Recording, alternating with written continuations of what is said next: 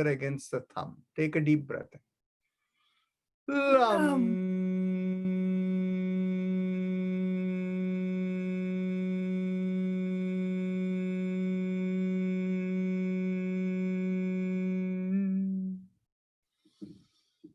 Lam.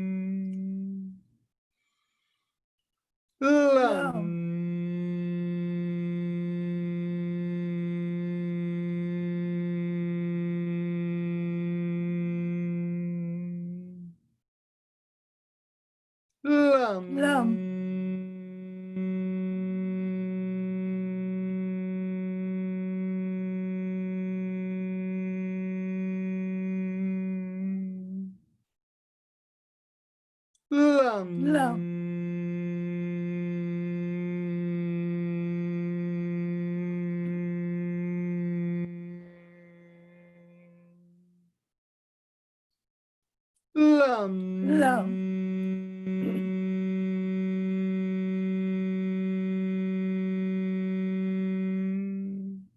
Release the fingers and continue. Now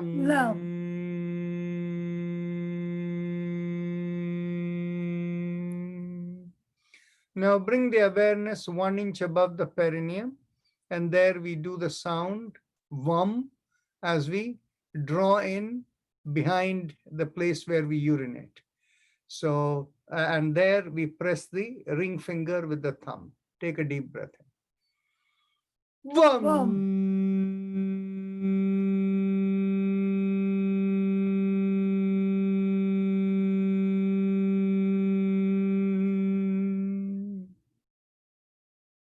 VUM. VUM.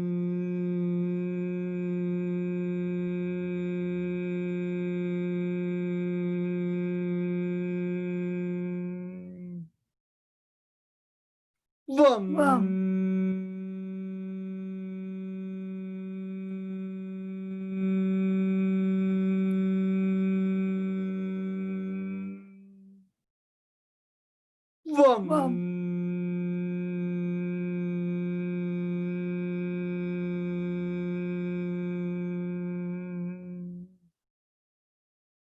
VUM.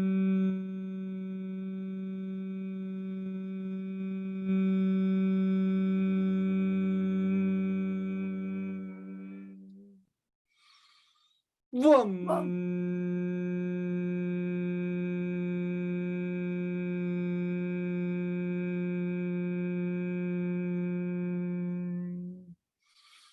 VUM.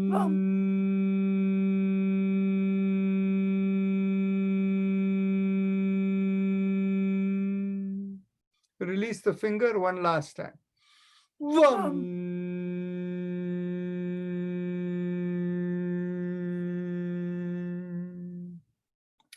Now bring the awareness behind the navel, and here we are going to do the sound RUM as we draw in at the navel, and we press the middle finger against the thumb. Take a deep breath. RUM. RUM.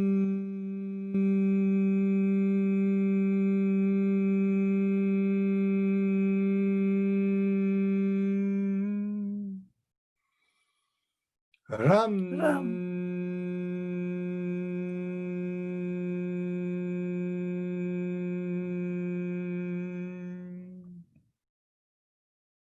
Ram.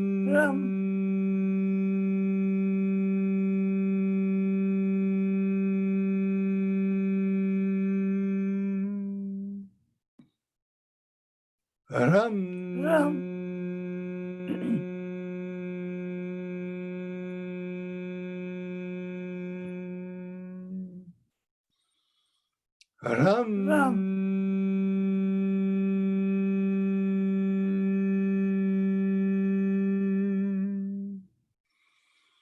Ram.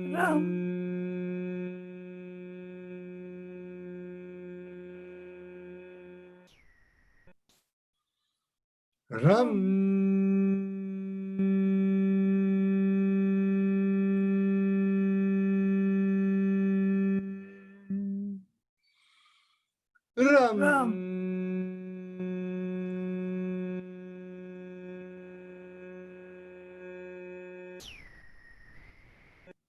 Release the finger and one last time. Ram.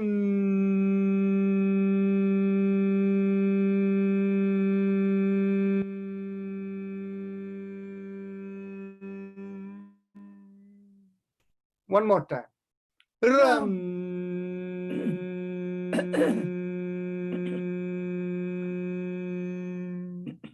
Now bring the awareness in between the breasts in the middle of the body, and here we do the sound yum. And when we do this, we press the index finger against the thumb. Take a deep breath. Yum. Yum.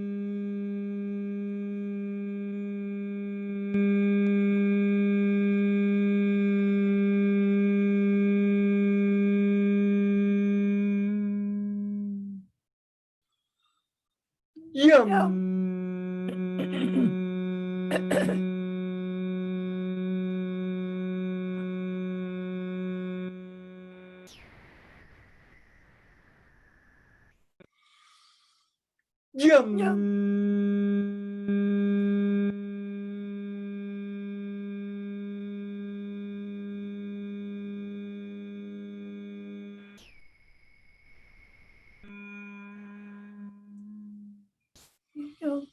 Yum. Yum. Yum.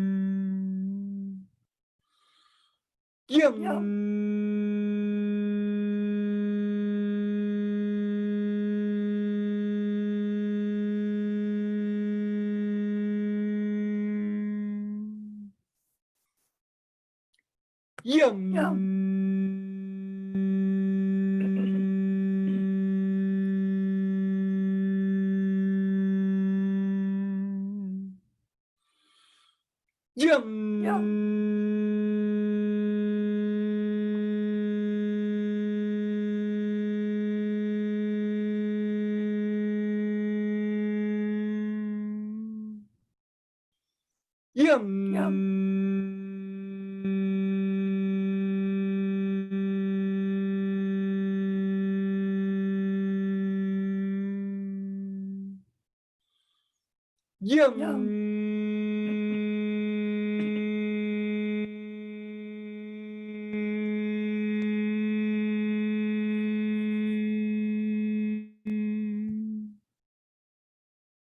Yum.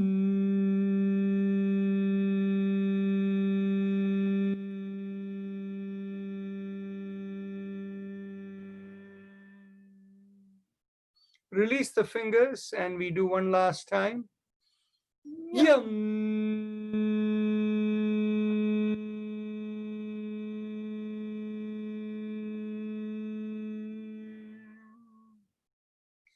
Now we come to the throat, and here, thumbs up mudra, we do the mantra hum. Take a deep breath in. Hum.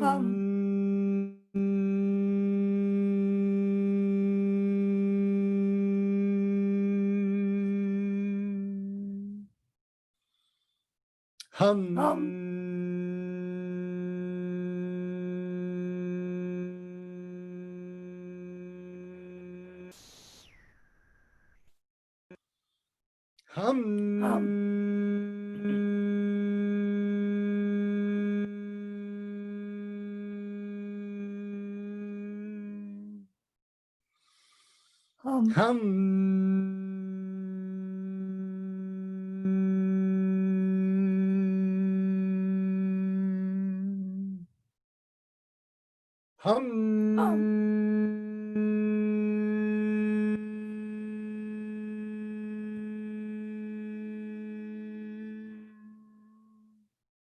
Last time, release your hands and do it.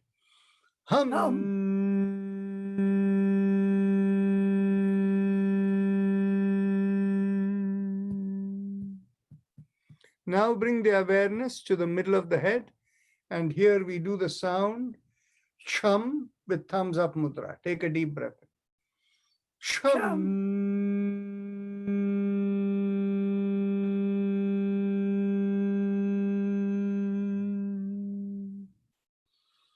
Chum.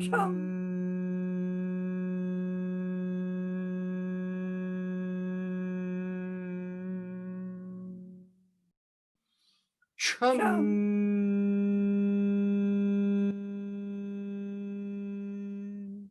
Release the mudra one last time. Chum.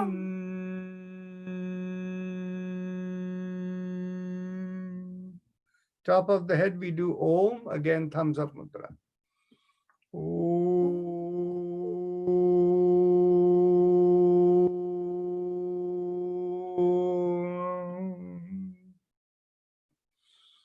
Om.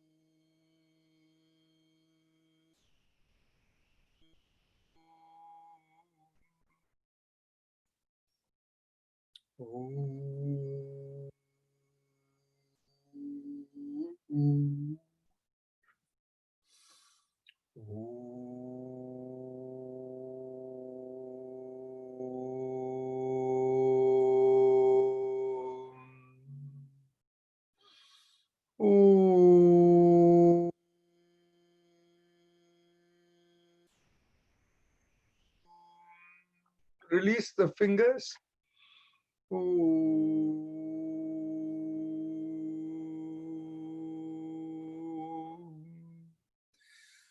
Now we are ready to go on to our happy face breathing, Ujjayi Pranayama.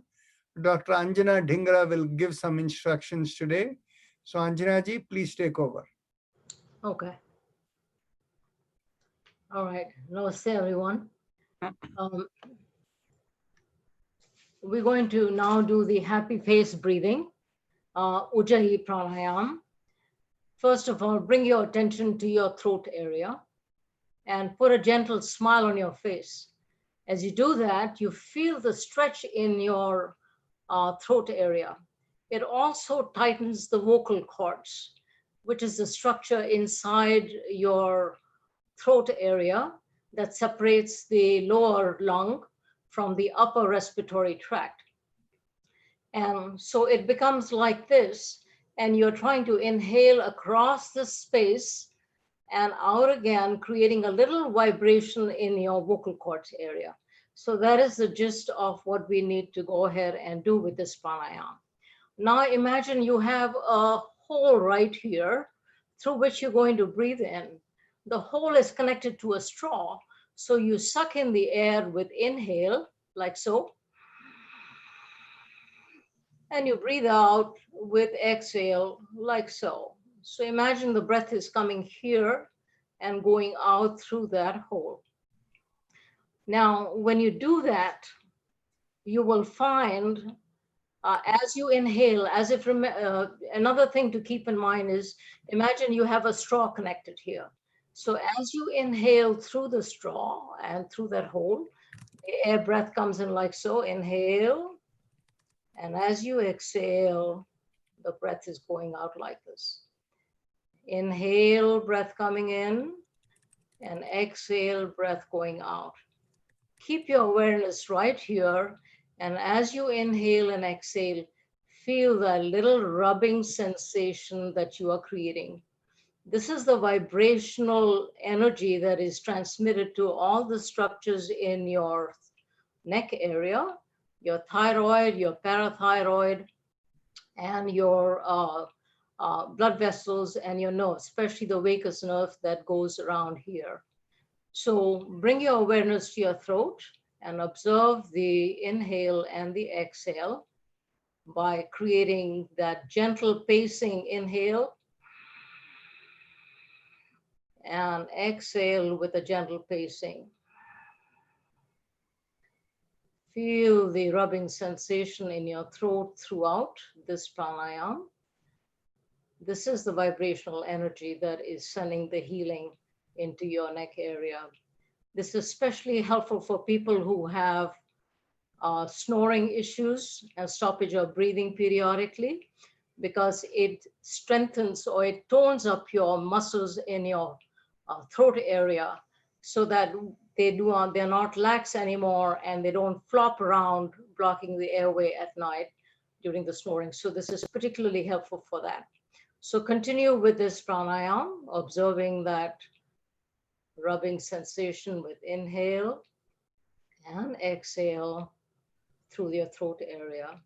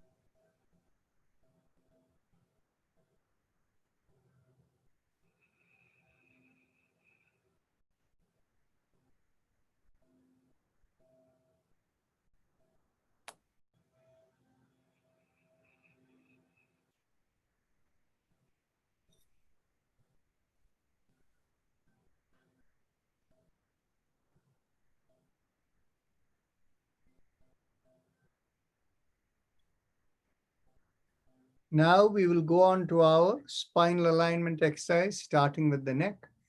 So let's take a deep breath in, and as you exhale, tilt your head, bring your ear towards one shoulder.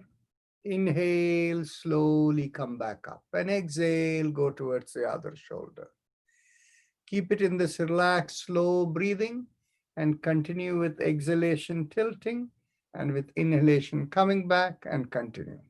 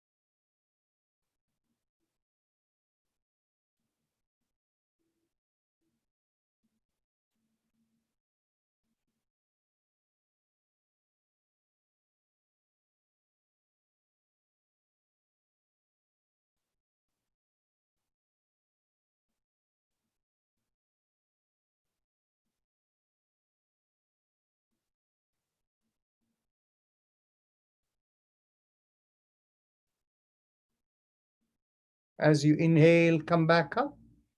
And as you exhale, rotate the head, turn it, and look over one shoulder, and inhale, come back.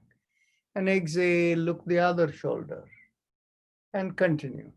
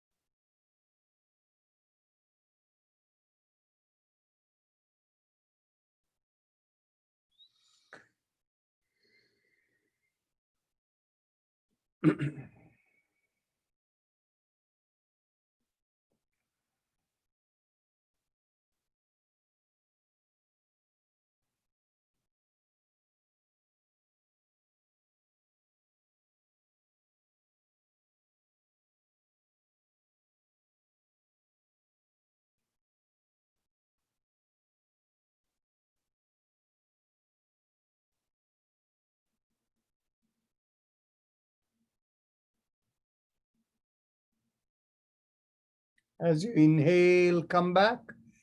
Now, with the next inhalation, take the head back. And as you exhale, bring the chin towards the chest.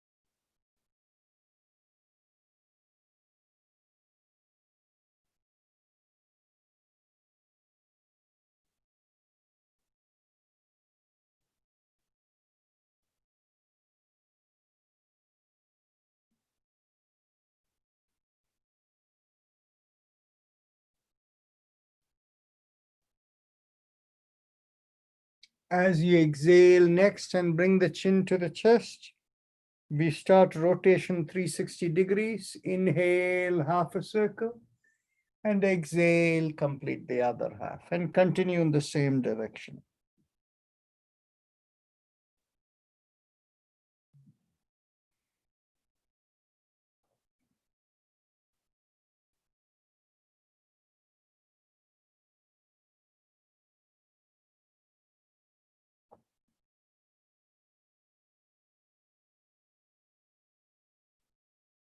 Now let's reverse directions.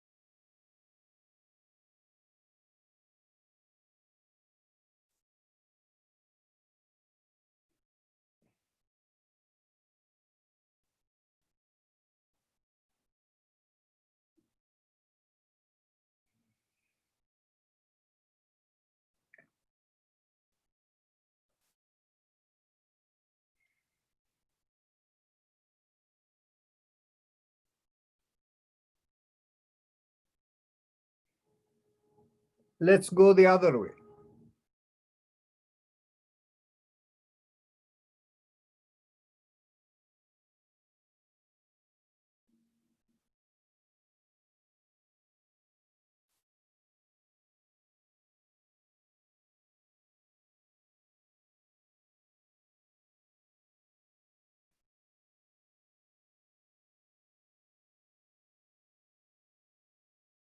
Okay. Now we'll go on to the shoulder exercises. Inhale, lift up one shoulder. Exhale, rotate it back and bring it down. Inhale, lift up the other shoulder, rotate it back as you exhale and bring it down. Continue.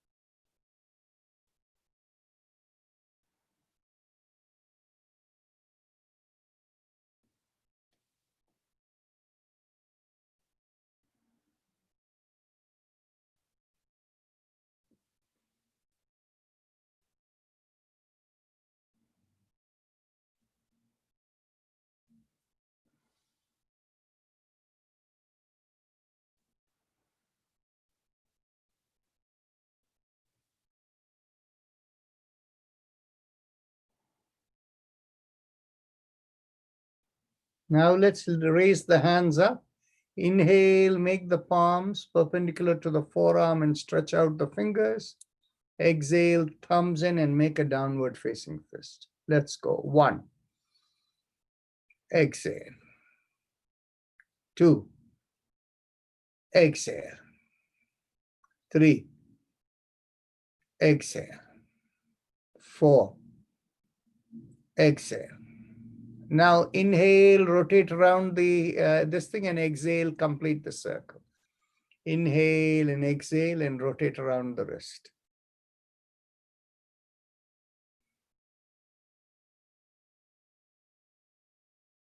Let's go backward.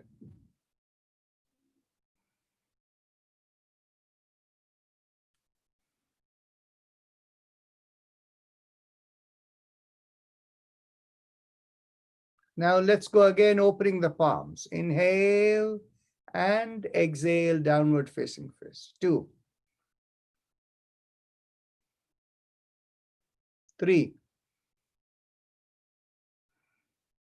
4. And 5. Now let's do the wrist with the fist. 2. 3. 4. 5. We'll do one more. 6. Let's go backward. 1. 2. 3. 4. 5. And last 6. Elbows in line with the shoulders. We go around the fingers and palm. Inhale and exhale. Continue. 2.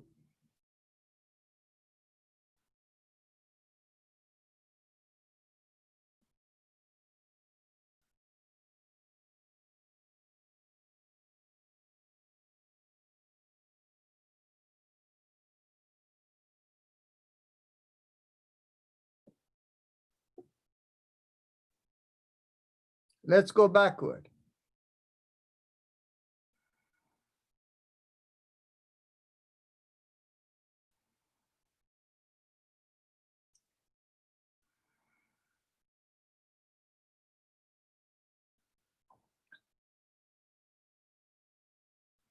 Let's reverse and go forward.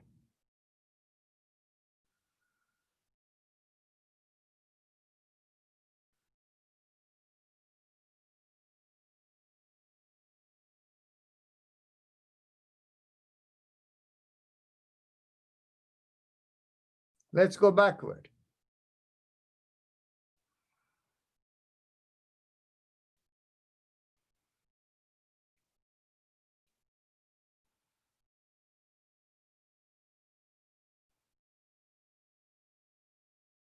Now let's interlock the fingers and bring it behind our head.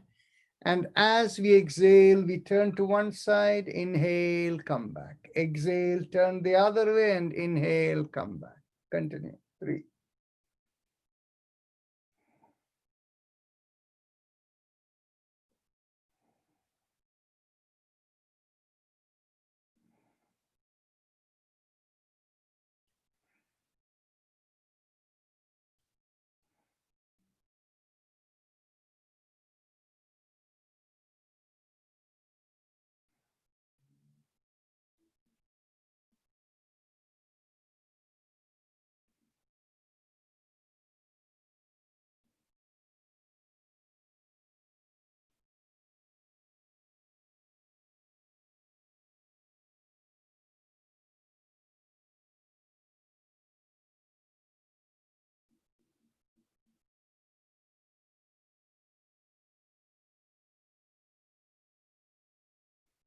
That's good.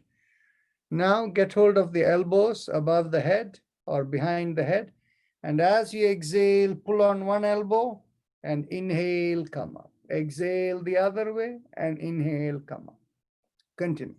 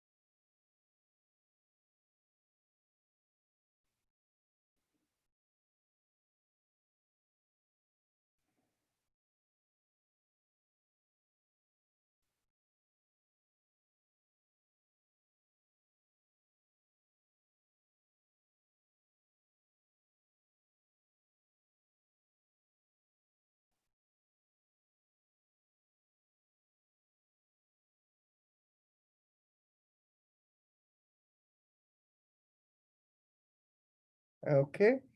Now let's get hold of the elbows behind the back. And as you exhale, twist to one side and inhale, come back. As you're twisting, pull on the elbow you're turning towards. So exhale, pull on the elbow and turn the other way and continue.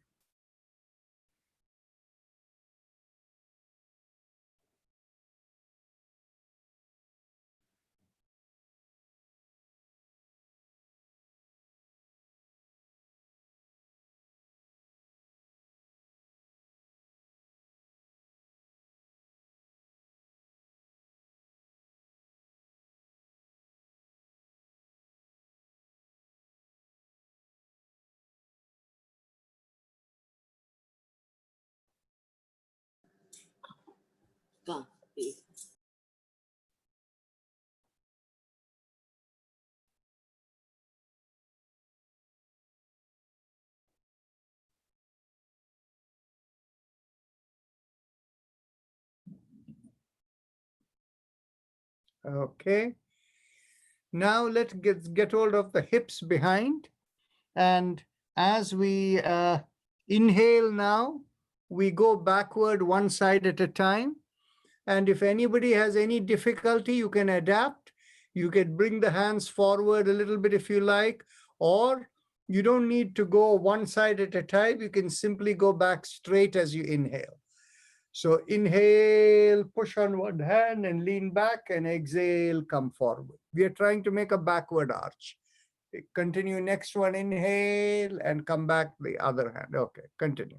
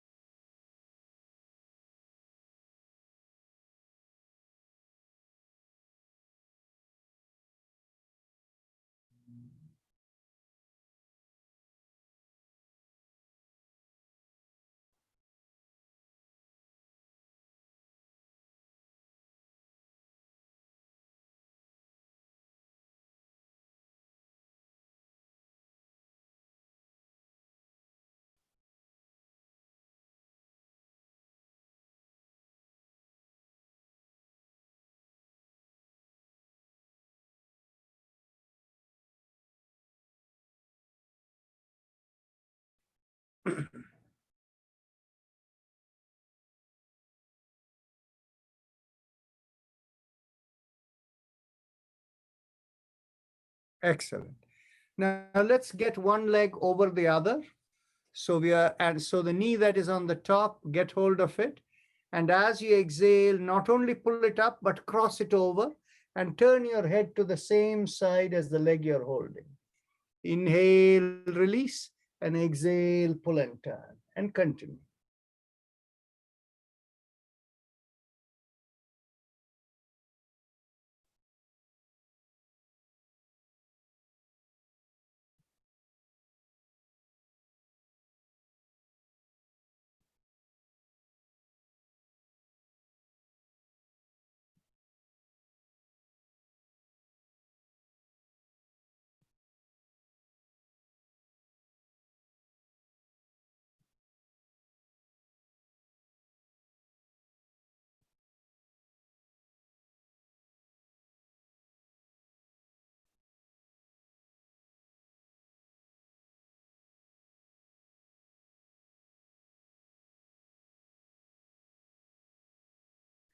Let's cross the other leg over.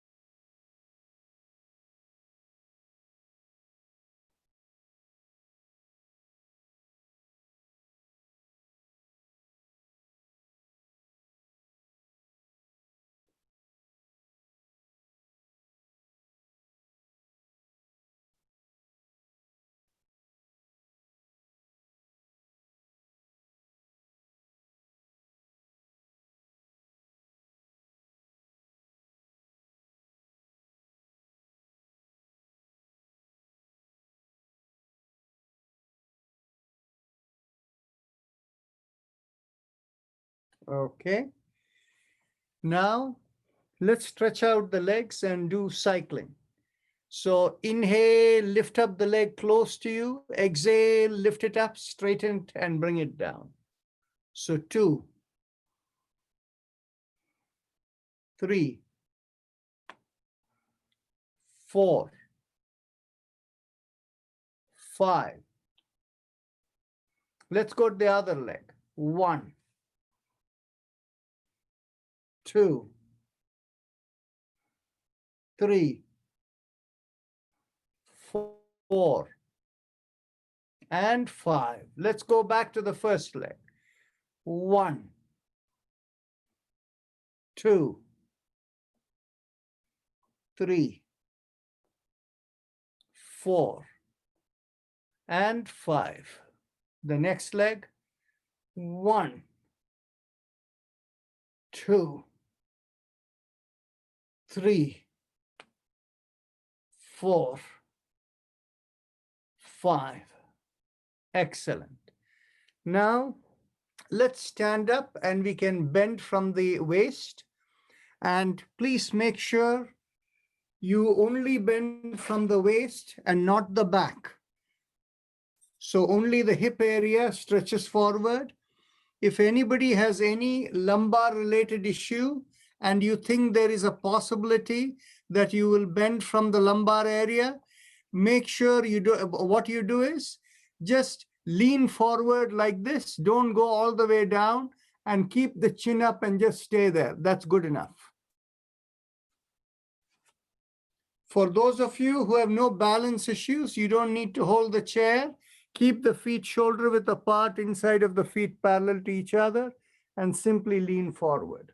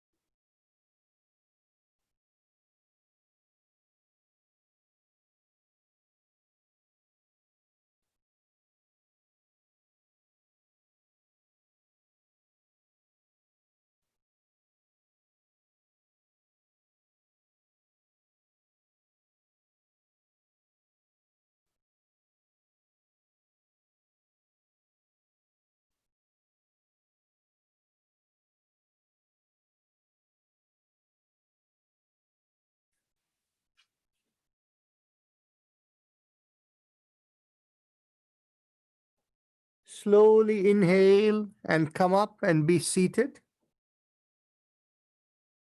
We are now ready for the Bhastrika Pranayam. All the left and right is completely in balance, so we don't need Anulom Vilom Pranayam today. But those of you who feel that is better for you, you can do that. Now, the explanation for Bhastrika Pranayam is full deep breathing. As you inhale, feel the belly come out and the chest expand and the shoulder pull back. And as you exhale, you let it go, all of them collapse. Whether you keep the hand in your belly or in a loose fist with the elbows by the side, it doesn't matter whether you go this way or not. But do it comfortably in a very peaceful and relaxed way. Okay, so let's go. 1, inhale. Exhale. 2, inhale. Feel it going to the head. Exhale. Feel it leave the head. And continue now. I'll only call the number 3. Exhale in your own pace. 4.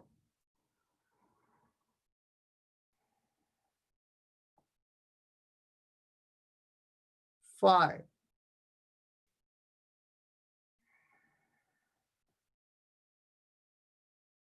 6.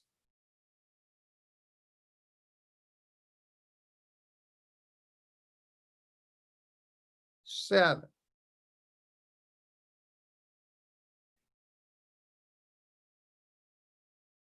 8.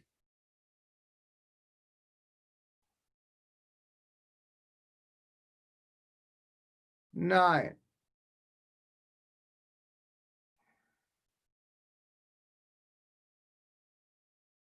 10.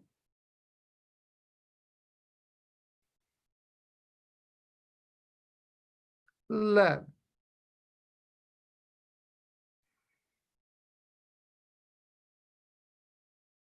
12.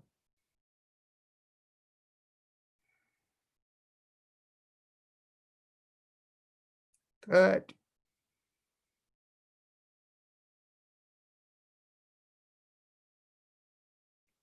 14.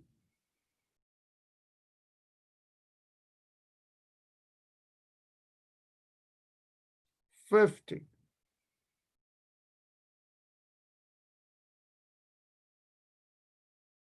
16.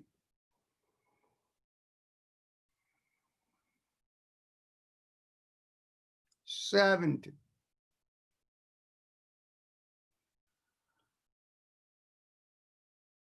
18.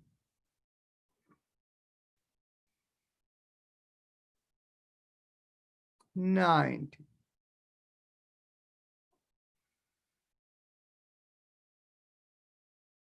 And 20.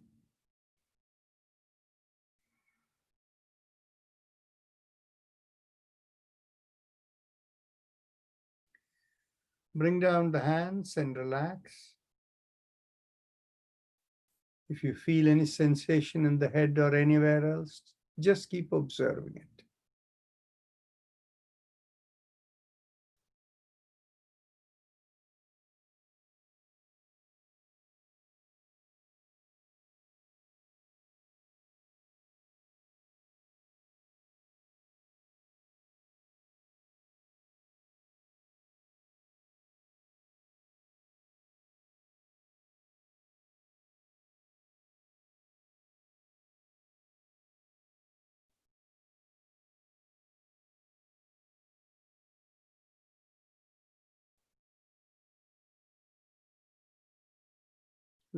Let's go to the second round. 1.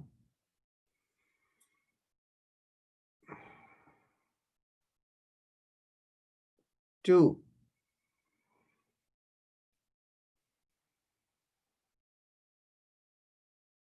3.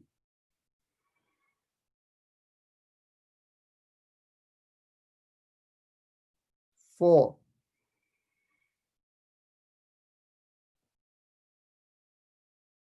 5.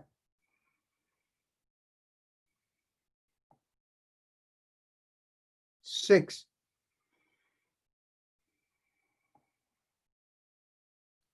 7,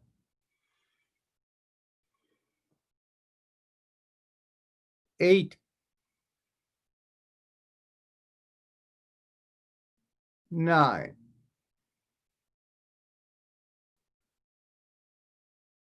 10,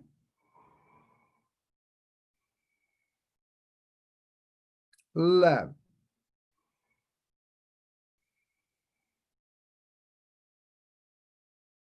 12,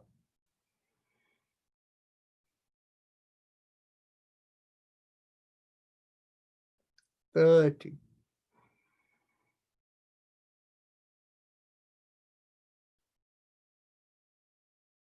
14,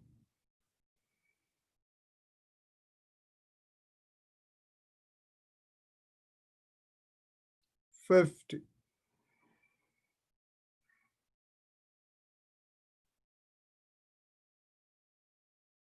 16,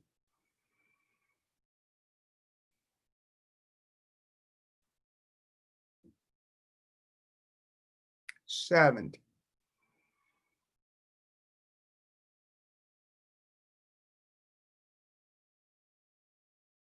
18,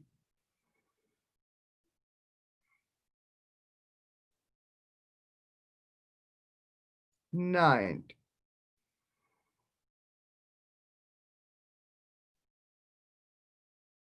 and 20.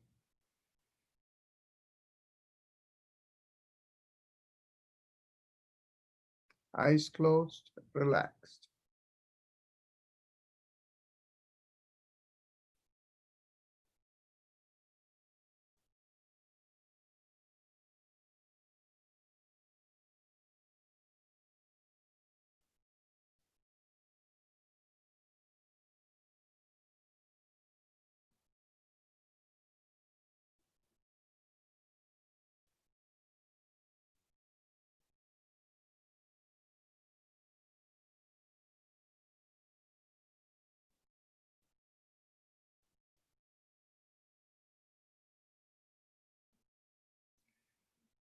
Most of you are feeling sensations below the head, so let's go on to the third round. 1,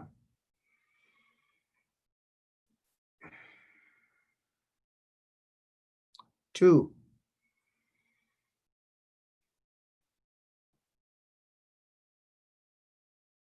3,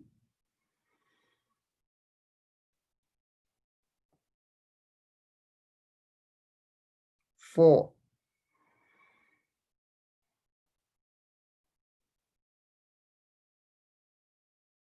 5,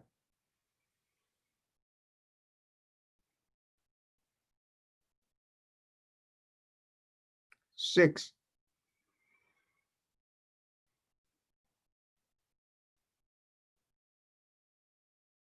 7,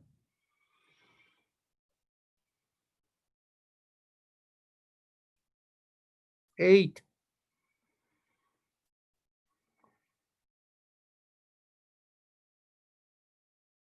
9,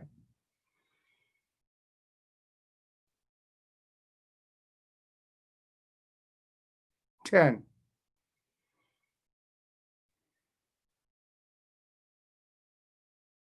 11,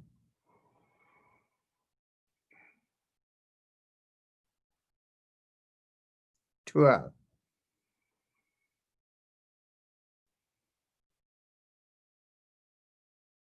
13,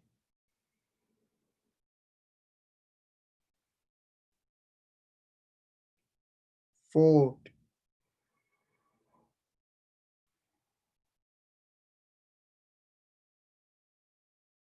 15,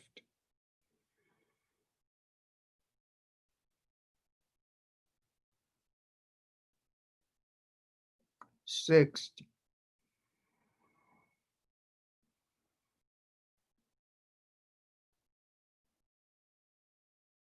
17,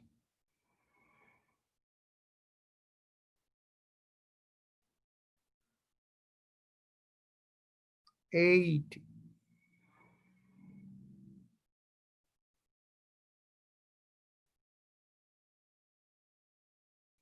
19,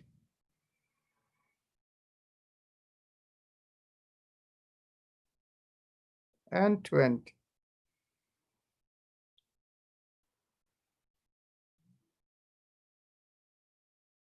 Relax, eyes closed.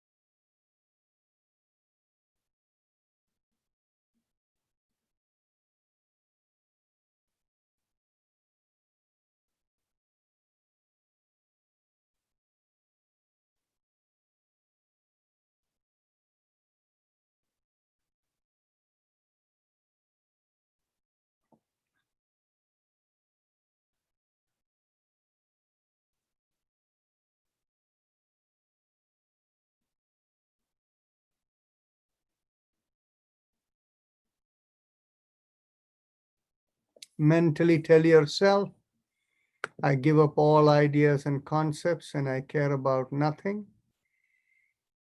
And then I will play the Om and you can be a pure observer.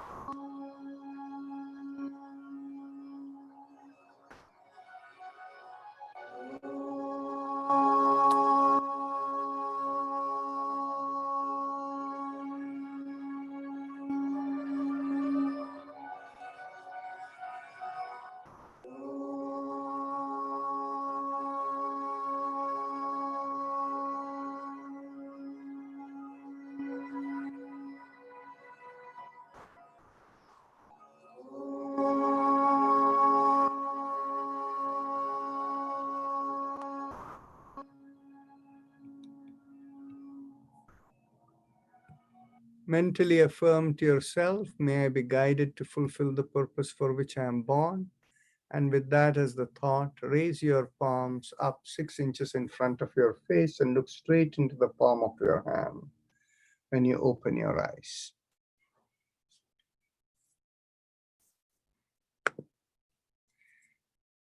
Now, today, Dr. Anjana Dhingra gave us a detailed way in which you could have instruction for Ujjayi Pranayama. For people who are experts at it, probably it may not have made much difference. But some of you who are having difficulty may have found it to be useful. Can I just have feedback? So I'm launching a poll over here. You will see on your screen. So whether the details were helpful and the preference is without detailed instruction or no preference.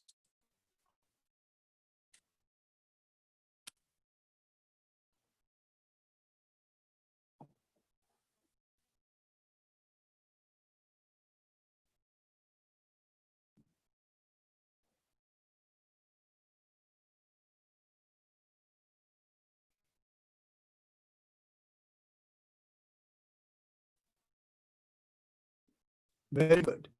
So most of the people have felt that it is very useful for them.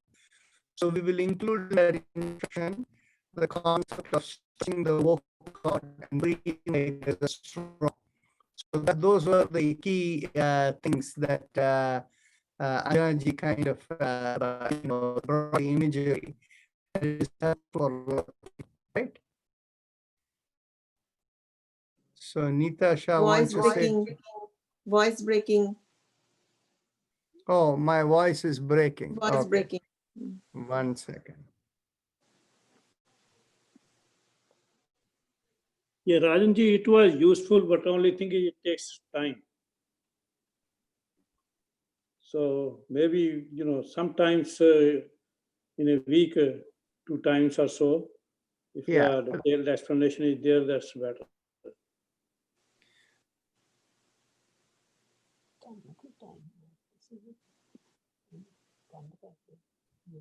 So you can all see the results?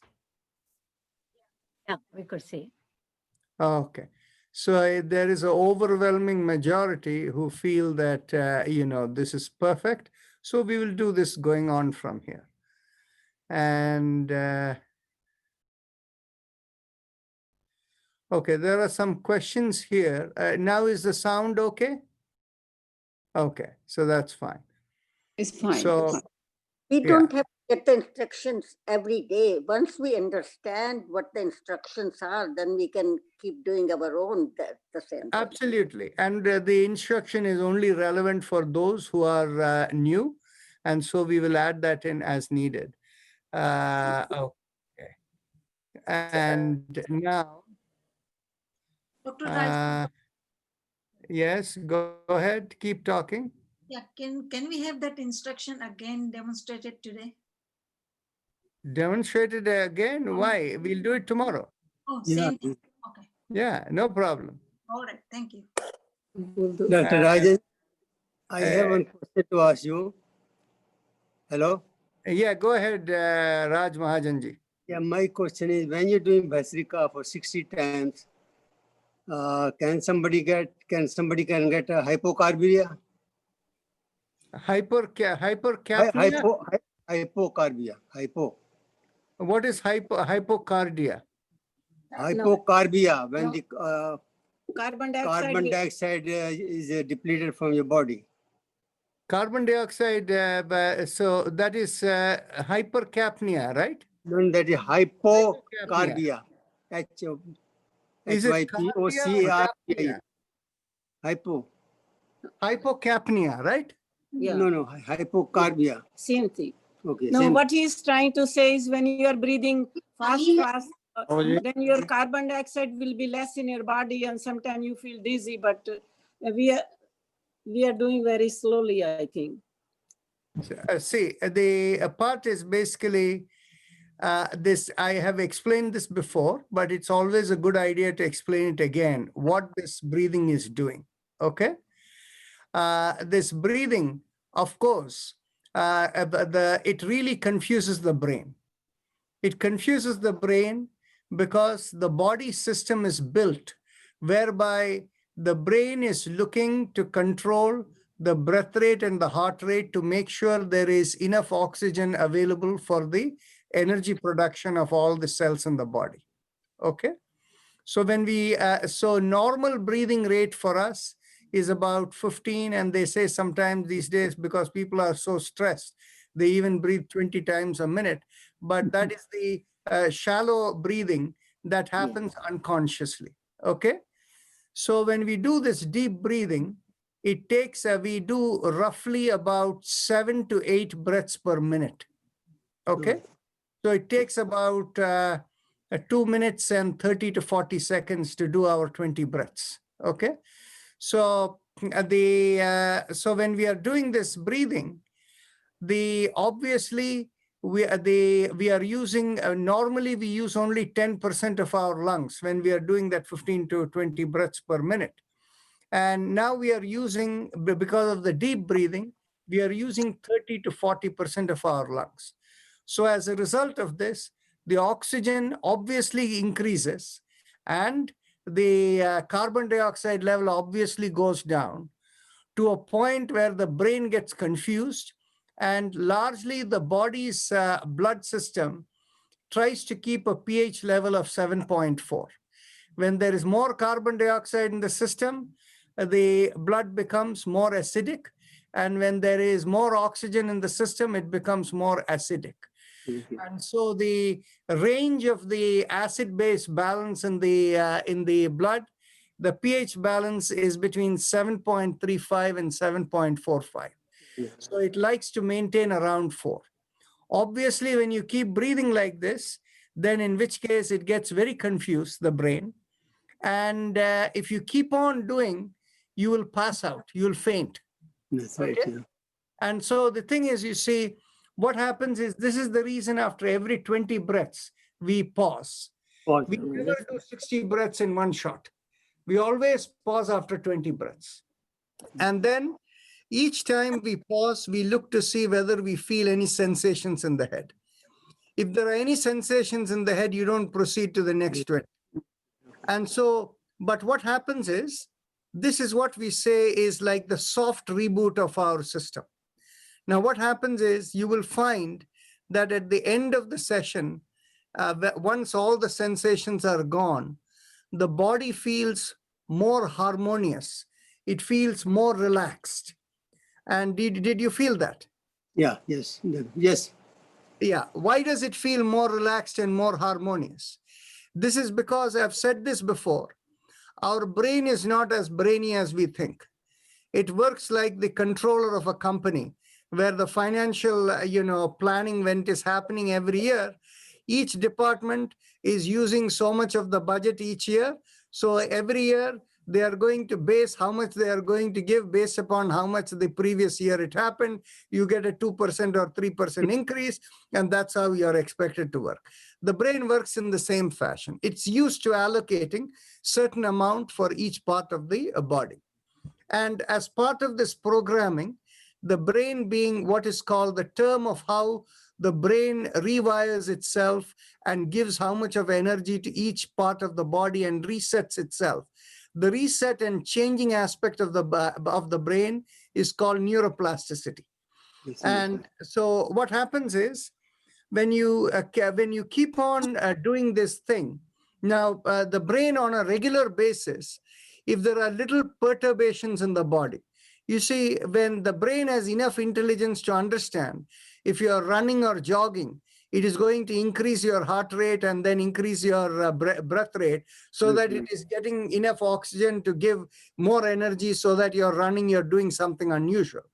But on the other hand, if there is a slow degeneration of a body part, the brain does not adapt for it to give more energy to that organ, to prevent that degeneration or to make that part of the body more comfortable. So what happens is, when we do this breathing of this Bhastrika Pranayama over so many rounds, it basically makes the brain to become completely confused and to pause for itself and explore for itself what are the needs of the body. So it begins to reset itself.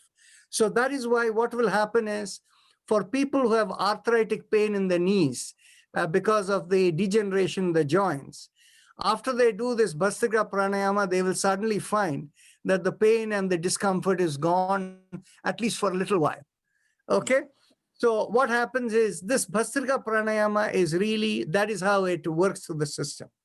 I can actually throw up a chart over here to explain how different parts of the systems work through, to explain the effect of Bhastrika Pranayama. But there are a number of people with a lot of questions. Let me take their questions first, and then I will come and show you the chart. Is that okay? Thank you very much. Thank Raj? you. Thank you. very much. Thank you so much. Thank you. Okay. Now, It was- Mansukh Kotadia has had her hand for a long time. Go ahead. How are you, Dr. Rajan? I am okay. How about you? We are doing so good because this exercise. Uh-huh. Yeah, and today I forgot thyroid exercise. Can you show me if you have time today or tomorrow? Okay, I will show it to you right now. Okay. But I can, the thyroid exercise I mentioned to you, you see there are a number of exercises which may be helpful to thyroid. Why do I say it may be helpful to thyroid? Because the same exercise does not impact everybody equally. Okay? For some people it works, for some people it does not. Now, the Ujjayi pranayam, which we are doing, this happy face breathing, that itself helps a number of people with the thyroid. Now, there is a modified practice. In that modified practice, we keep our hands interlocked at the waist level. And as we do the Ujjayi kind of breathing, I'll do it for you and show you. We as we continue to breathe in, we bring it up to the neck level. And when we have fully inhaled, we pull with the inhalation in, we bring the chin down to the chest and we hold the breath for maybe a few seconds, maybe 10, 20, 30 seconds. And as we exhale in between the teeth through the mouth and we bring it down. So I'll demonstrate for you. It goes like this.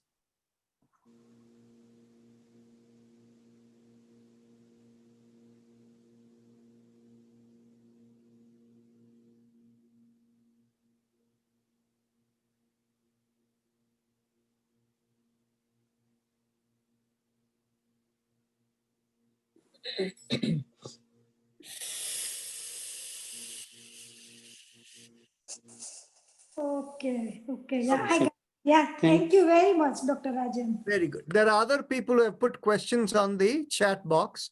So let me answer one by one. One person says that after doing the chakra, during the chakra vibration, a little bit of a headache in the forehead and the sinus area during the chakra. Any thoughts on that? Let's see what's happening to that person. Okay. So all that requires is, if more Om is done on the top of the head, it will clear out. There is no problem. The reason is because some part of it, the three areas that need cleansing is this, the throat, middle of the head and Om.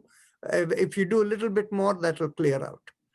Now, somebody else has said, Mr. Hira Suri, I had a bowl of lentil soup around 4:30. Should I have avoided the daily session? If not, what other precautions should I have taken? See, lentil soup is effectively dal. Dal is a little more difficult to digest. If you had fruit, then in which case it wouldn't have had a problem. If you had half an apple or something like that. But dal would certainly be a little more digestive, but it'll take more to digest. But the good part of it is we didn't do anything like Kapalabhati or this Bahya Kumbha. Kapalbhati or Bahya Kumbha could have done a number on you.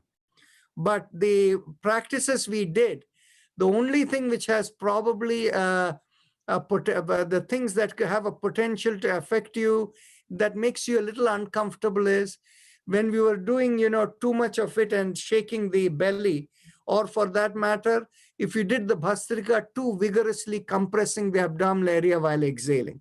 If you didn't do that, I don't think it should create too much of it. But in any case, avoiding is a good idea. Yeah. And very good, very good, very good. Okay, somebody asked, does Ujjayi Pranayam stimulate the thyroid? Priya Devota, I've answered that.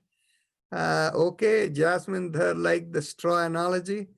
Okay, email. Okay, excellent. Thank you. And now I don't see any new questions. Okay. Dr. Rajan. One second. In the meantime, there are a few more questions that have come up. So let me answer them.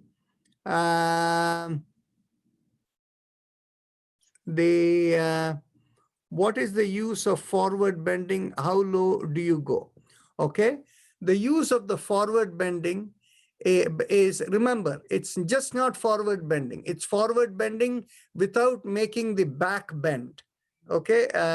So when you bend that way, it stretches the muscles in the butt all the way down the thighs and all the way to the feet. So what you will feel is you'll feel the stretch right from the bottom of the feet right to the hip. So what happens is when you feel the stretch there, it opens out the communication in those areas. So after that, when we do Bhastrika Pranayam, for people who have leg-related difficulties, it will actually help the breathing to work better and faster. Actually, I will do just a show of hands over here. Many of you have been doing for a while.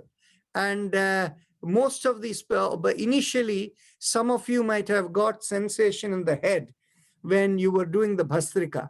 But after so many days and this thing, I think very few people get sensation in the head, right? How many people did get sensation in the head?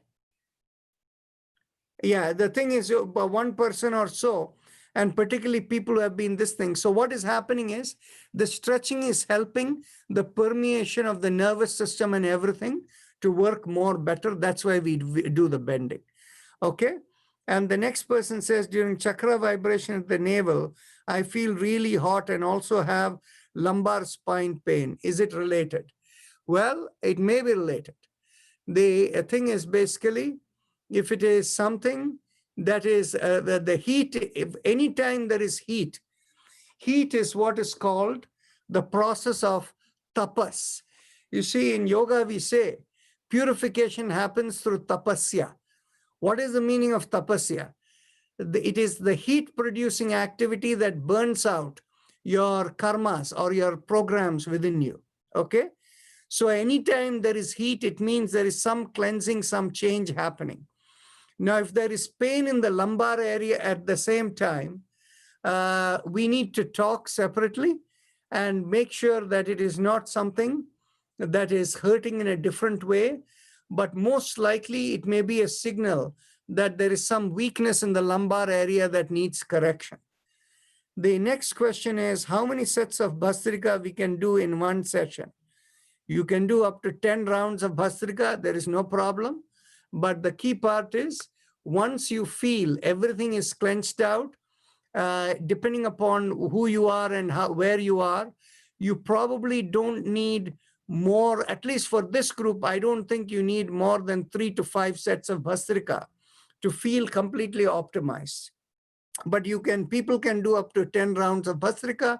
Only thing to be careful about is you have to stop after every 20 breaths and make sure there is no sensation in the head.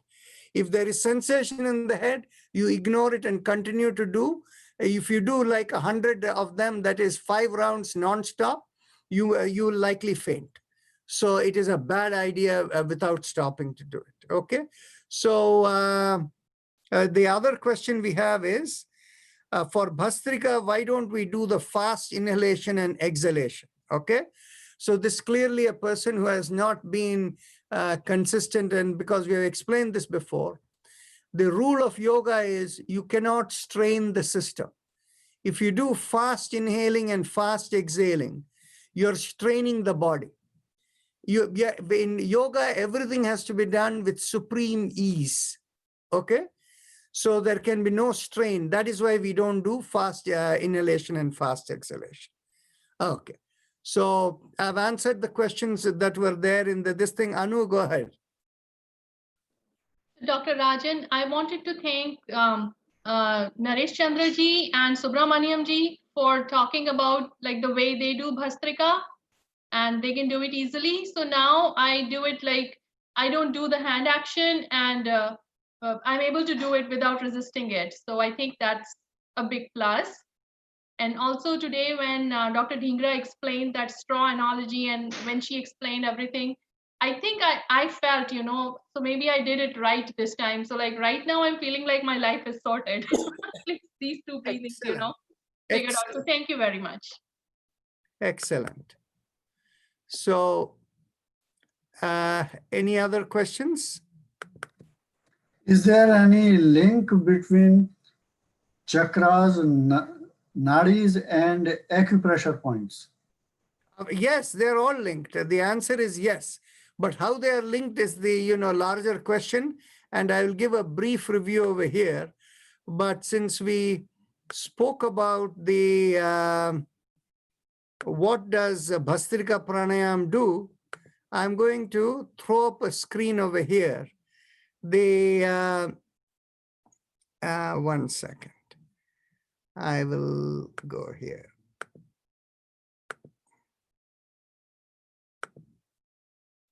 Okay. I'll throw up the screen here and hopefully people can see it. Can you see it? Yes. Okay. Yes. Okay. So you can see over here, the ideally that Bhastrika where it shows, that's not where it should be. It should be really between the cardiorespiratory system and the central nervous system. That is the place the Bhastrika Pranayam is working. Okay. And through that, the nervous system is impacted. The nervous system and the innate immune system together impact the functions of the body's program system. Okay. And that in turn has impact on the cardiorespiratory system as well as on the endocrine system. And from there, that impacts the gastrointestinal, your digestive process, the urinogenital system, and the musculoskeletal system. And in turn, they go back and impact the cardiorespiratory system again. So there is a full cycle of how they all fall together. So this is how we look at how Bhastrika is managing everything, right? So I'll stop that sharing now. Okay. So now the question. Thank you very much. Thank you. Thank you very much. It's very good. Now, the Mukeshji asked a question. Where is he? He's disappeared? Oh, right there. Okay. So the Mukeshji asked a question. So I'm going to give you a little bit of a detailed answer because we still have 6 minutes. The way in which we understand it is the following. There are higher level nadis and lower level nadis. Okay.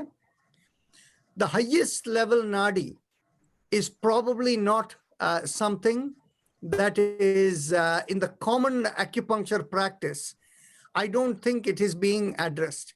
In any case, what happens is I have to be very careful because in the modern acupuncture system, the depth of what Chinese medicine deals with is often not dealt with. Okay. So, you know, in the higher levels of the acupuncture system, there is the two Mais are considered important. I'm trying to think of what the names are. One is called the Ren Mai, and the other is called, I forget. But, you know, they talk about the higher spiritual systems that are corresponding to the yoga system. Okay. Now, on the other hand, when it comes to, so what we call as the Atmanadi is in a different plane. And that nadi is something that is not even talked about in most of the places. In fact, you won't find it in any yoga book. Now, the one that goes below that is the next level, is the Sushumna Nadi, which is actually is a system of Ida, Pingala, and Sushumna Nadi. And then you have the spine, which is the Prana Nadi. So the Sushumna Nadi is the source of the gene expression management. And the Prana Nadi is the vitality management, the spine. So the thing is, now the Sushumna Nadi is in where the 7 chakras are. The real operational element are the 5 lower chakras.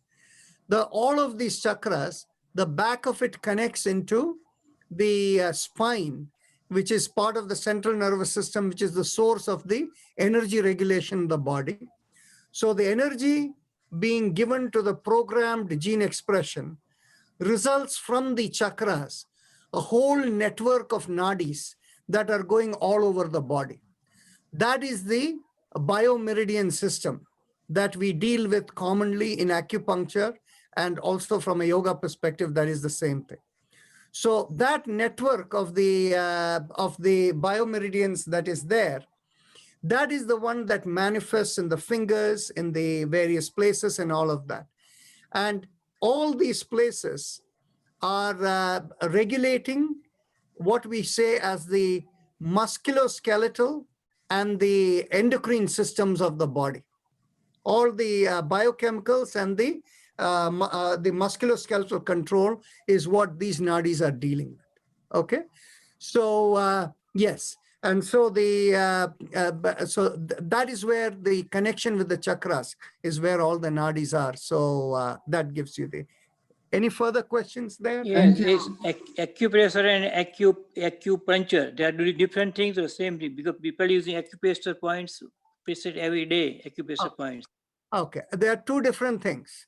And the thing is, you see, we need to be very, very careful when we deal in the zone of acupressure, okay? Acupuncture is very clear in the sense, acupuncture points can also be below the skin, inside the tissues. So if you go to a good acupuncture doctor, they don't just deal with your fingers, hands and feet, which is what acupressure deals with, okay? Acupuncture can be in any part of the body, your ear, your head, anywhere it can be, okay? There are about 5,000 acupuncture points in the body, okay? And some of them are deep inside. And a very trained acupuncturist, good doctor, will take a needle and put it right in over there and will work with it, okay? So the thing is, you see, so they are very different. Now, the case of acupressure, we have to be very, very careful, because there are too many things that are going around, which like, you know, sujog and various other forms of things and all of these. See, what happens is, not all of them are real. When I say not all of them are real is, remember, the thing is, you see, a lot of things work because of the power of the mind.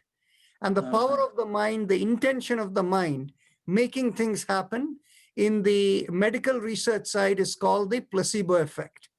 Now, what is also known on the other side is the power of the mind to negate something is called the nocebo effect. Okay?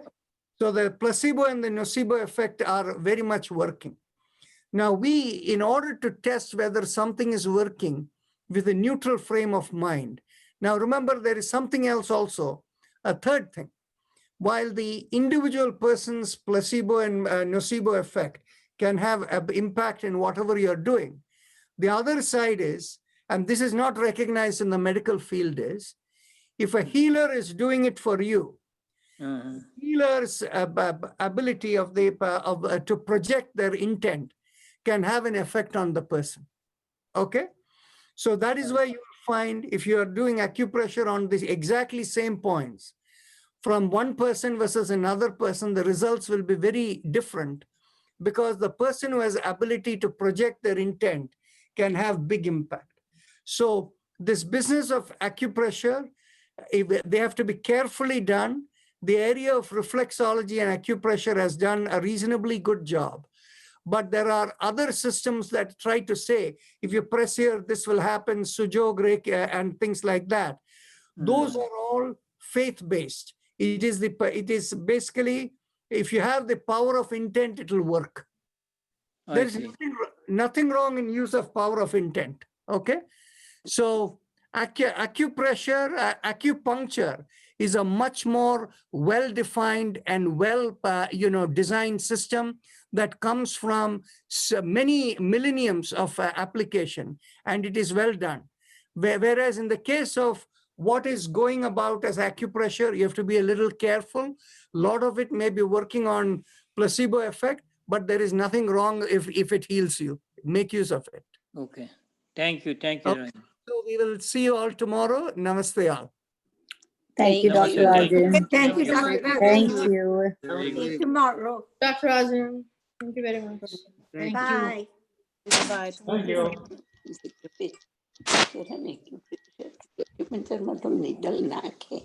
Acupuncture